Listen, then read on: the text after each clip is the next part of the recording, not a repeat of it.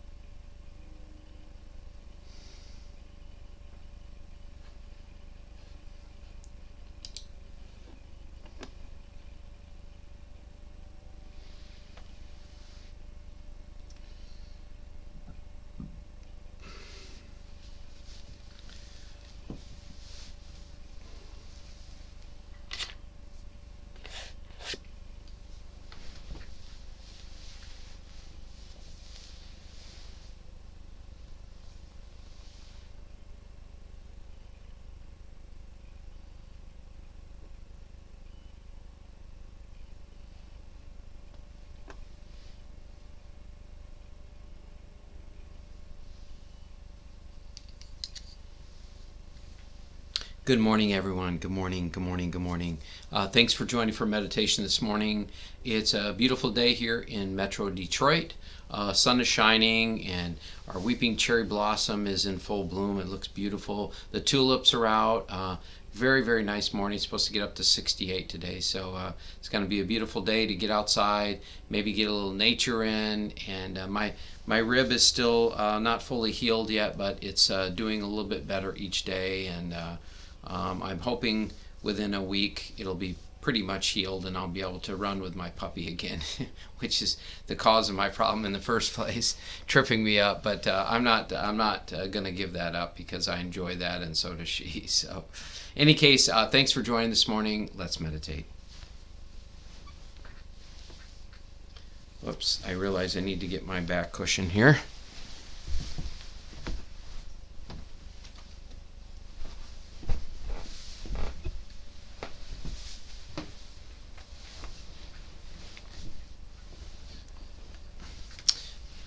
Okay, there we go. Okay, just getting yourself nice and comfortable.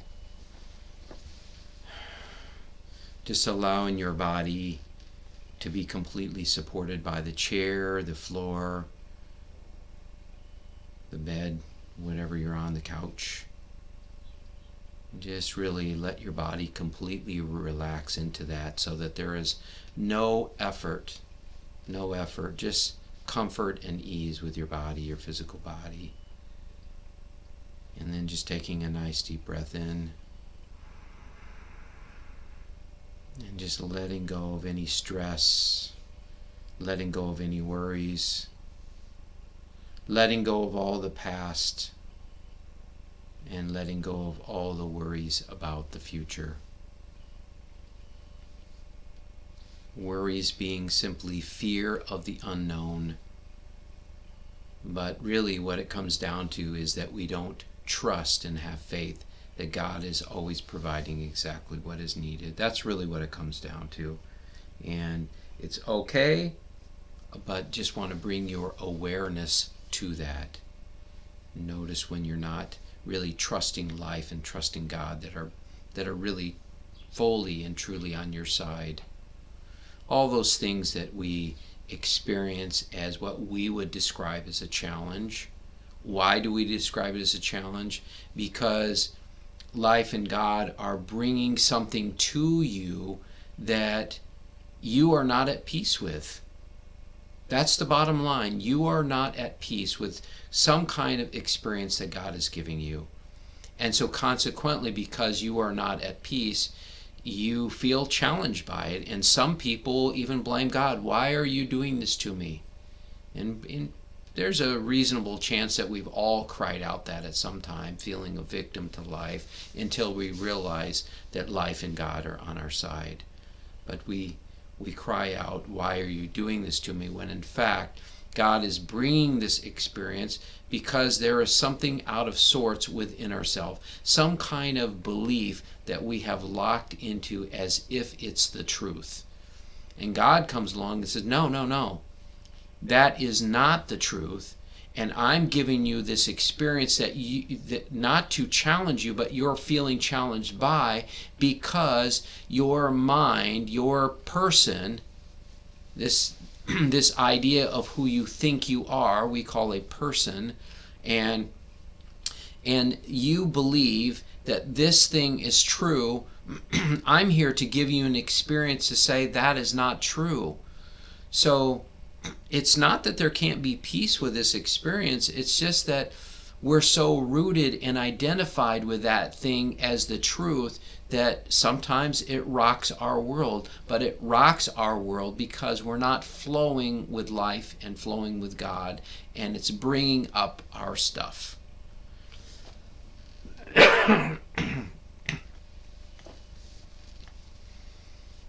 And so I honestly find more and more that I just feel so grateful, more and more, knowing that everything that's being given to me is exactly what I need. And I'm grateful because I could say, I want things this way or I want things that way, but the question really comes down to, do I want things my way, in other words, my person's way, my ego's way, or do I want to give this over to God and trust that God knows better than I do? And as God brings you these teachings and these lessons, it lifts you back up. It's not even lifting you back up. It's returning you home to who you have always been and who you will always be. And in that oneness, you see the perfection of it all. Everything I share with you is an attempt to help break down these old false beliefs that keep you from recognizing the beautiful truth, freedom, joy, peace, love, and God essence of who you are right now in this present moment. The kingdom of God is at hand, Jesus tells us. It's right here, it's right now. What keeps us from fully realizing that truth? I wrote something on Facebook today, and for some of you this may not be new, but it just struck me. Sometimes it strikes me of how easy life really is. It's like, wow, it's really so easy. And my post was something to the effect that, sometimes I'm trying to figure things out, how to be happy. Sometimes I'm trying to solve problems. In other words, when you're trying, it's always a looking to the head and not the heart. Because in the heart, there's a flow with life and God, and there's no trying required. We're simply being patient for when the solution is provided, which is a divine solution, which is a divine intelligence and a divine wisdom that lies beyond the mind and the body. So sometimes I'm trying to figure out life. I'm trying to find solutions. I'm trying to figure out how to be happy. I'm trying to awaken. And I engage my mind, and my mind gets busy because of that. When in truth, all that's required of me is to simply be a witness to all those things. If I'm trying to be enlightened, if I'm trying to be loving, if I'm trying to be happy, if I'm trying to figure out the solutions, that in itself is not a problem unless we are not witnessing it. See, it only becomes a problem when you are not being conscious and aware that your person, this idea of who you think you are, is looking to the mind for the solutions rather than looking within. So you look to the head instead of the heart. That's really what it comes down to. And so when you're looking to the head, the mind gets busy. Again, this is not a problem if we are being a witness to that. If we are just being a witness to how we're trying to be happy, if we are being a witness of how we're even trying to become enlightened. Because the truth is, you are already enlightened. You are already that truth. What blocks you from recognizing it? That you believe you are your thoughts, your feelings, your actions. And so consequently, you hook into that as the truth rather than recognizing that you are simply a witness to the trying. You are a witness to the thoughts. You are a witness to the feelings. You are a witness to your actions. And as a witness to all of them, you're home. You are home as a witness to life. That's all it means to be enlightened. It means that you are simply witnessing life as it is unfolding, as you are experiencing it. But of course, the mind is tricky. The ego is tricky. The ego wants to be somebody. It wants to be powerful. It may want to be successful in whatever way that looks like. And it wants to be happy, but it has a whole different set of rules and ideas of what it thinks happiness is. But your core truth, your true nature, doesn't need anything. It's simply witnessing all of your experiences, all your thoughts. It's witnessing all of life itself, and doesn't need life to be any different than what it is. It's only your mind and your ego that need life to be any different. And that is the source of all your struggle and suffering. All of it.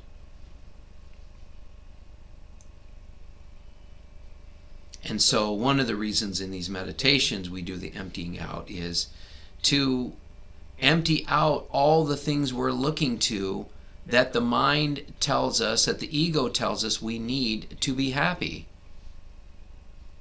That tells us what we need to be successful. Ultimately, wanting success, wanting to be powerful, wanting to be famous, whatever those external things are, at the very core of it, all we're wanting is to simply be happy.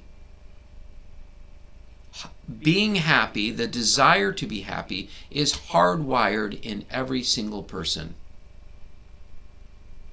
And I was working with somebody just a couple weeks ago, and she was describing to me all these things that she wanted. She wanted to spend more time with her grandkids. She wanted to spend do this and that. But I said, why do you want all of those things? And she thought about it, and she realized that she just wanted to be happy. That's all. But we look outside ourselves as if it is going to bring happiness to us by external pleasure. And when I say external pleasure, I'm talking about pleasures of the body as well, because the body is outside of our true essence. Our true essence is no physical form, shape, is completely empty, non-physical truth of who we are. And so when you look to the body, you have to determine that is outside of your true nature as well. And so we look to all these things outside of ourselves as to providing us some kind of pleasure of life. More money, more sweets, desserts. I wouldn't know what I'm talking about there for sure. More sex, better relationship, even more love. We look for love outside of ourselves as well. Now, there's nothing wrong with any of these things, but it will never provide you a sustaining love, a sustaining peace, or a sustaining joy. And so I invite you to let go of all these attachments to them. It doesn't mean you can't experience them. Let go of your attachment or even addiction to them so that you can let go of a false belief that anything outside of yourself is going to provide you what you need to be truly happy and eternally happy. Eternal joy.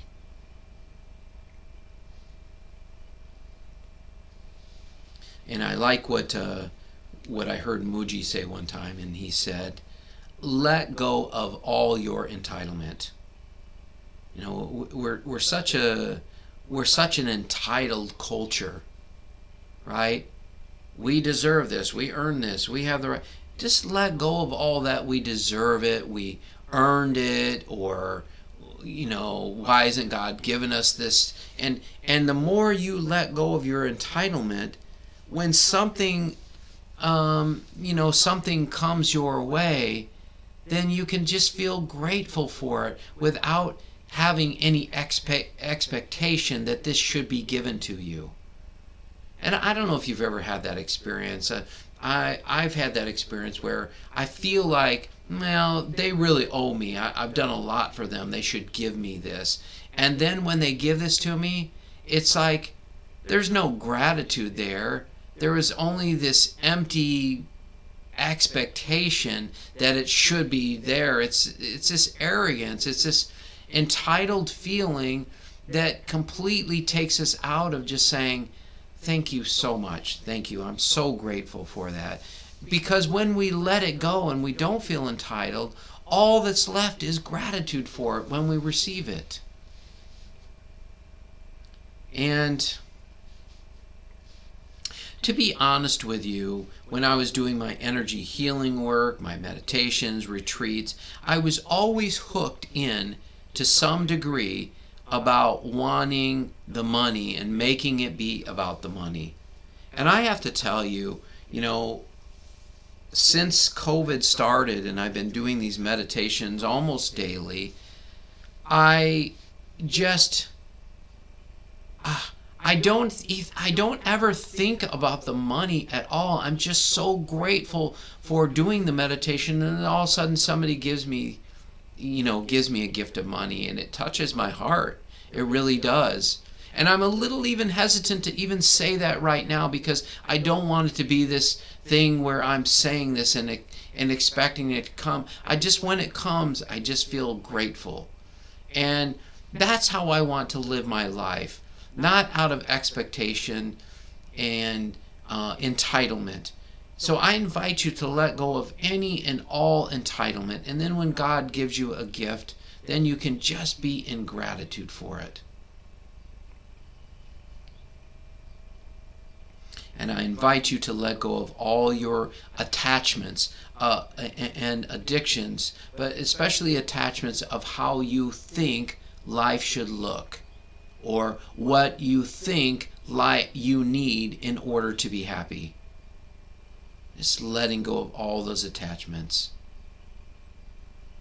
And to be honest with you, I've gotten it a little mixed up with desires, because God does work through us and inspires us to do certain things. And when we're inspired, we have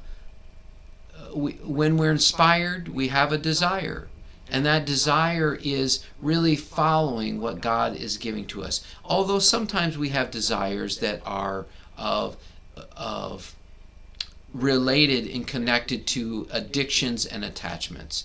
So I'm inviting you to let go of all your attachments, all your addictions, so that when you have a desire, check in and see, where is this desire coming from? Is it coming from my attachments and addictions, or is it simply coming from that divine essence within us that is calling us to come forth to lead a meditation or a talk or a retreat?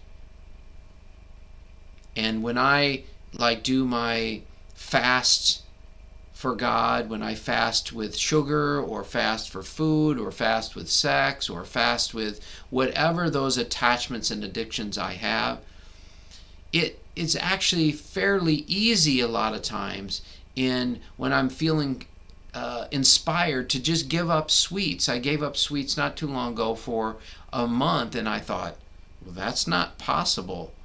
And I loved it. It was just actually so easy and crisp and clean. I didn't look to all these things because I just made a clear choice. No, I'm not going to do this for 1 month.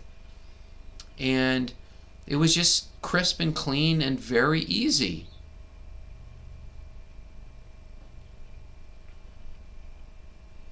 And I also invite you to not hold on to anything, to not hold on to any attachments or addictions, but not holding on to anything physically or mentally or emotionally or even really spiritually. There's nothing to hold on to. There's nothing to hold on to, and ultimately, when we come to the awareness that we're not going to take these bodies with us, we're not going to take our physical mind with us, so we have to recognize that our eternal truth is nothing physical. Our intelligence is nothing physical because we don't take the mind along with us. Our memories are nothing physical because, again, we're not taking the mind or the body with us. So when we connect with that formless, empty truth of who we are, we realize there's nothing to hold on to anyhow. There's nothing to take with us other than the pure truth of who we are, and you can't hold on to that. You simply are that. So there literally is not one single thing for you to hold on to. Not to hold on to any loved ones, not to hold on to even life or God, because you are already that. You are already life. There's nothing to hold on to. You can't hold on to God. God is you. God is within you, around you. God is everything within and around you. There's nothing to hold on to. There's only something to be aware of, to be a witness to. That you are already that. Everything that you have been seeking, you are that. The peace, the joy, the love, God, life, eternal joy, eternal bliss. And so all we need to do is let go of those false beliefs, those illusions that block you from recognizing that very truth right now in this very moment. And so I invite you to just empty out everything. Everything you can think of, everything you can imagine, letting go of everything physically, letting go of everything mentally, emotionally, even letting go of everything spiritually, just letting it all go, and then see what remains. Because the one thing you cannot let go of is yourself. You can't get rid of yourself. You can't get rid of God. And ultimately, when you clear everything out, you realize that there's nothing left but you and God and the oneness of who you are.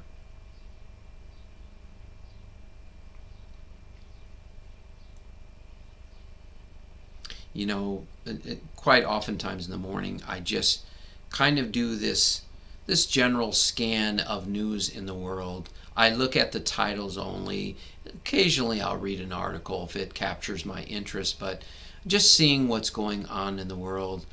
And when I do that, sometimes it's easy for my mind to use the news as ammunition, sometimes politically, to prove that I am right. Who is the one, the I am, that is right?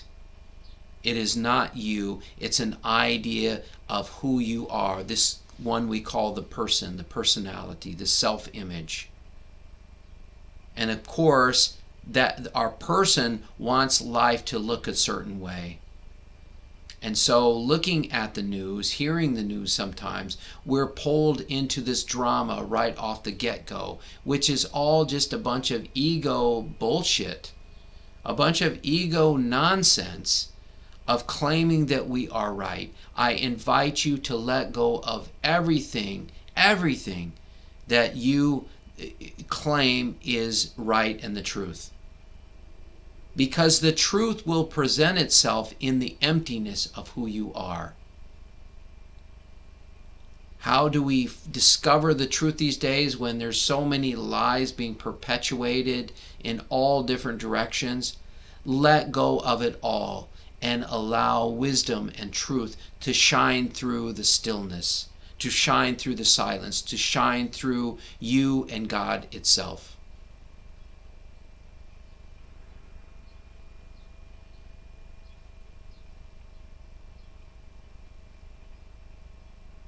I love when I empty out. I love it because, again, I see the simplicity of it all. Like, wow, I don't need anything. And if I speak from the core truth of who I am, I see that I don't need anything, and I don't need anything to be any different about life than what it is. Only my person, the idea of who I think I am, when I'm caught in that, my ego self, is the one that needs life to be different than what it is. And only my person is the one that feels challenged by life and God. And it's only my person that experiences the troubles and the difficulties. It's only my person that wants to be successful. It's only my person that wants to be happy even, because the true self is already happy. It's already joy, it's already peace, and it doesn't need one single thing. And I am here to help you to empty out so fully and completely that you have that direct experience for yourself, not believing what I say just because I say it. I'm not here to persuade you or convince you. No, no, no. I'm here to simply assist you in emptying out so fully, so completely, that only the truth of who you are remains.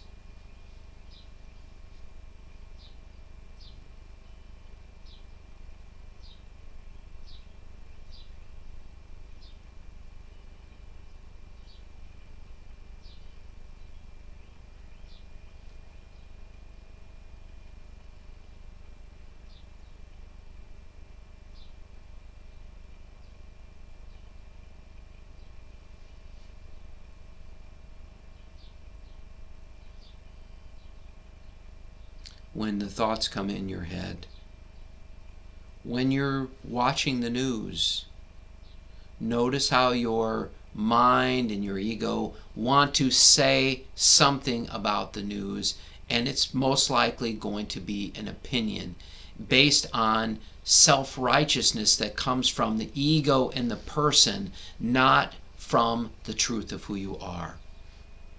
So if you are to follow the news in some way, be a witness to it. Notice that your opinion and your ego pops up, and feeling self-righteous in different ways. There's nothing wrong with watching the news, but you must be a witness to it, and a witness to the thoughts that follow your watching it, which is called an opinion. That thought that is self-righteous to say, no, they don't know what they're talking about. If only that they knew what I know. And so when your thoughts come up, notice them. Just be aware of them. And then, no matter what you're experiencing, no matter what the situation is, no matter what the thought is, no matter what the feeling is, you can simply be present and a witness to all of it.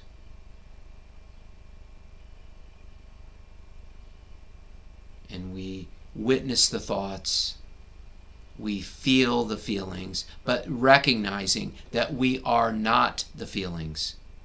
Just because we're not the feelings doesn't mean we shouldn't be present with them to feel them and experience them. It simply means that we witness them, knowing that we can even witness the feeling of hatred.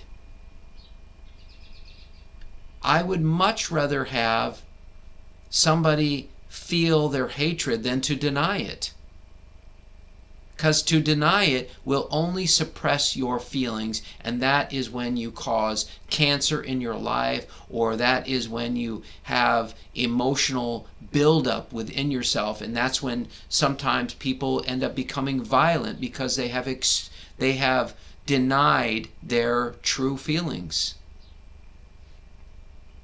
And in my estimation, probably why men have more heart attacks than women, because they don't always fully express their feelings. They don't acknowledge their feelings. And many of us were raised up, that way. Stop your crying or I'll give you something to cry about. These are the kind of things that have been perpetuated in our society. My teacher, Sadashiva, said, if we're truly to awaken in this world, we must bring back the energy of Ishani, which is the feminine energy. And it will be that feminine energy that lifts us out of this debacle that we've been part of. I don't know if I can really say it's a debacle. It's all been absolutely perfect, and it's been necessary for us to go through these things so that we can return home to the truth of who we are.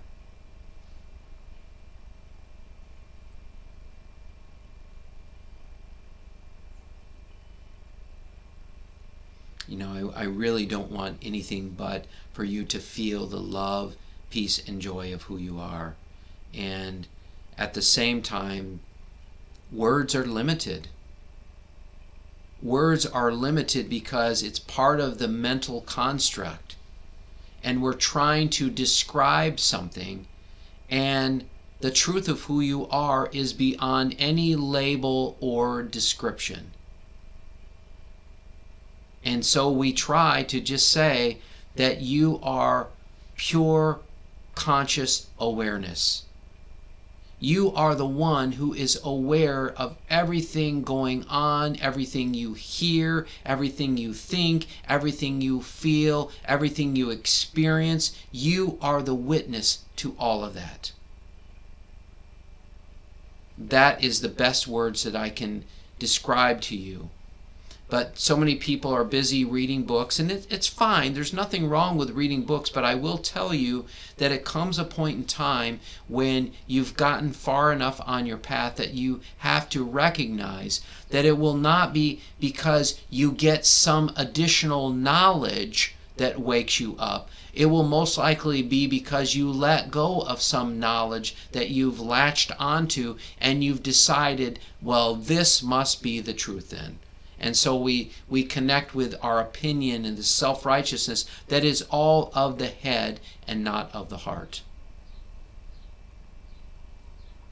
But we must go beyond all thinking, all knowledge, and return home to the one who is a witness of the thinking and is a witness to the knowledge. And then from that place of a witness, from that place of the stillness and the silence, you can allow true knowledge, true wisdom to arise out of the stillness and the silence. And that is divine wisdom, divine knowledge.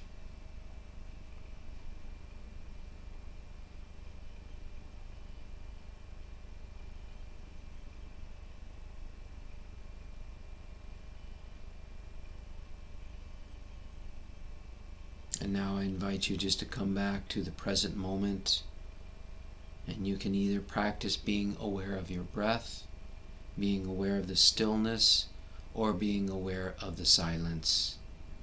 And when your mind gets busy and drifts, as soon as you become aware that it has drifted and you're caught in a thought stream, you do not need to analyze the thoughts or figure them out or try to correct your thinking, because you are not the thinker of those thoughts. So much of this comes down to that. You are not the thinker of your thoughts.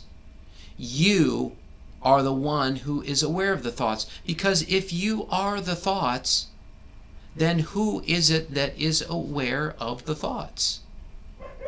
That's really what it comes down to. If you are your thoughts, if you are the thinker of your thoughts, then who is the one that is aware of that? When you get that, all of life will get easier. And we spend so much time listening to our mind, listening to all the thoughts, and it has convinced us of what the truth is. It has convinced us what happiness is. It has convinced us of what love is. But love is not of the head. How can it convince you of an idea of love? The mind, the person, can never ever know true love, true peace, or true joy. They can only know an idea of it if you're connected with your person who is connected with your head. And we need to move beyond the head, beyond the person, so that we can connect with the pure conscious awareness of who you are, the one who doesn't need to look for happiness, but is already happiness.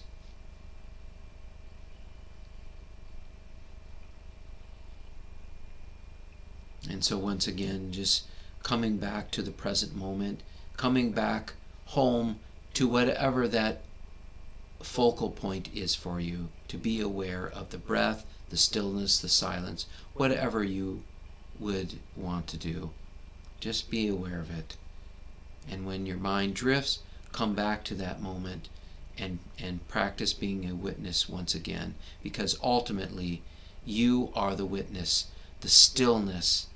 And you are not any action. There is not any functionality of your true self. It is simply witnessing the actions, witnessing the thinking, witnessing the feeling, without making any of it bad or wrong. It's simply being aware of it and a witness to all of it.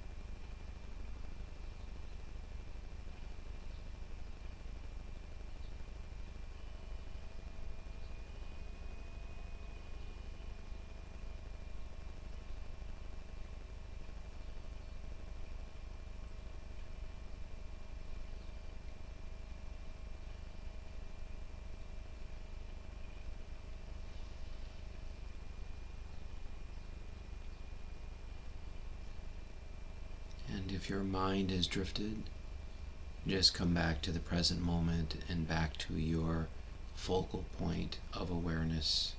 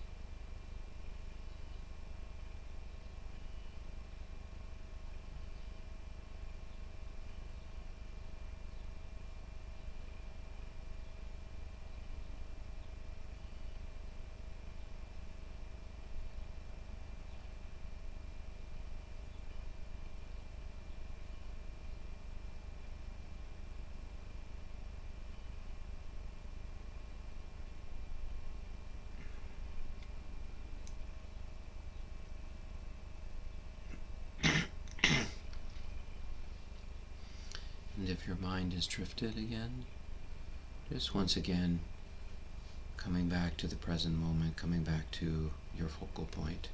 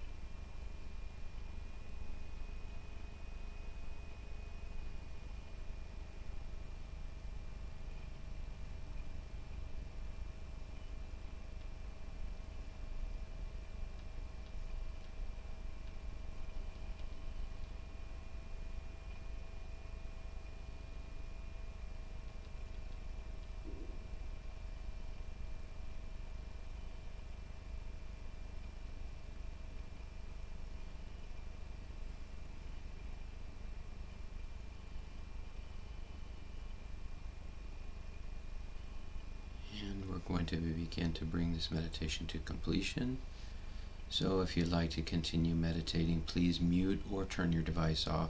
And thank you so much for joining me. I'm glad that you were able to join this morning. And for those of you who are ready to finish, just taking in a nice deep breath. Making sure you've energized this physical form that helps you move around in this life.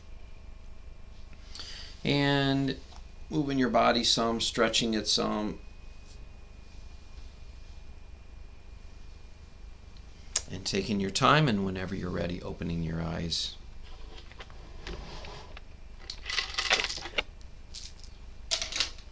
And I don't see anybody over there at Facebook, but I'm going to still go over there real quick because sometimes I know Michelle got knocked out yesterday. So Sharon, thank you. Have a good day. Thanks, Sharon. Taking your time, and whenever you're ready, opening your eye. Thanks for joining this morning, Sharon. Thank you. Thank you. And let's see. I guess that's about it there. And I'm going to take a peek over in YouTube and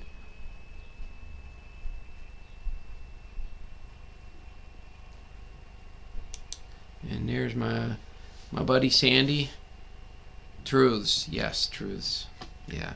Well, somebody else, I guess, was on here watching for a little bit too. So thanks for joining, Sandy. Enjoy this beautiful weather today. Really nice day out there today. So, okay, you guys, that's it. And let's see, no meditation for tomorrow.